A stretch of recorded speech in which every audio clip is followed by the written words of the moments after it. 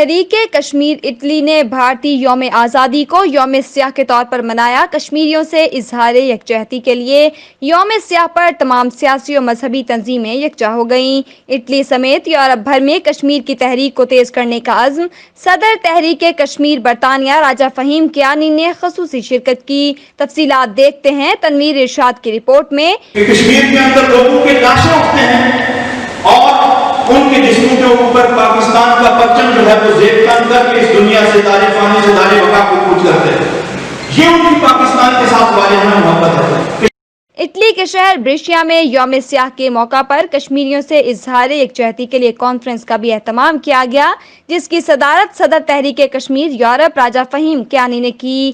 Conference میں تحریک انصاف، مسلم league نون، Peoples party, Jamaat Islami, منہاج القرآن، EU، پاک فیڈریشن یورپ سمیت اٹلی بھر سے دیگر سیاسی و مذہبی جماعتوں کے رہنماؤں نے شرکت کی۔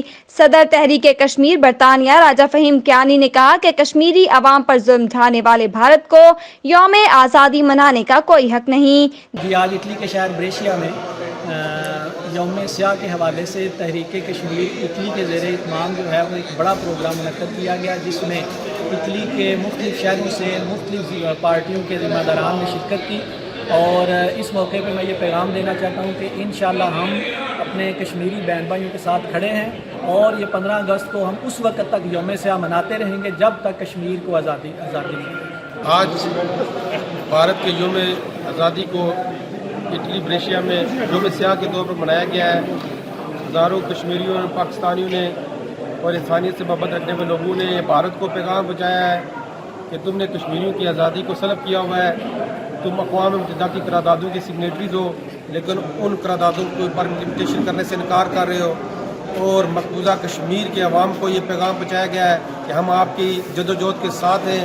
جب تک آپ کو پیدائشی اور جائزہ حق کی درجت نہیں ملتا، اس وقت تک ہم جدوجہد جاری رکھتے ہیں۔ بروز ہفتہ کو انڈیا کے یوم آزادی کے موقع پہ اٹلی کے شہر بریشیا میں یوم سیاہ کے طور پر منایا گیا، جس میں اٹلی کی تمام دینی، سماجی اور سیاسی تنظیمات کے سربراہان نے شرکت کی، اور اس دن کے لحاظ سے کشمیری بہن بھائیوں کے ساتھ بھرپور اظہار یکجہتی کیا، اور اس بات میسج دیا پوری دنیا کو یہ کہ ہم کشمیریوں کے ساتھ کھڑے ہیں۔ دیگر مقررین نے یوم سیاہ کانفرنس سے خطاب کرتے ہوئے اس عزم کا اظہار کیا کہ وہ کشمیریوں کے ساتھ ہر محاذ پر ساتھ کھڑے ہیں، اور جب تک کشمیر آزاد نہیں ہو جاتا ہم احتجاج کا یہ سلسلہ جاری رکھیں گے۔